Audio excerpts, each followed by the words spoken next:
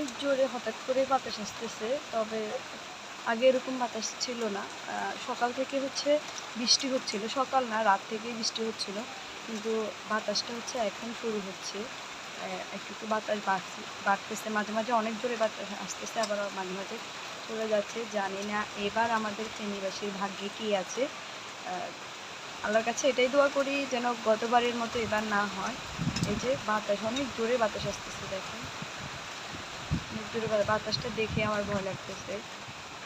জানি না বৃষ্টি রাত্রে কীরকম ভয়াবহ বৃষ্টি হয়, আল্লাহ ভালো জানে।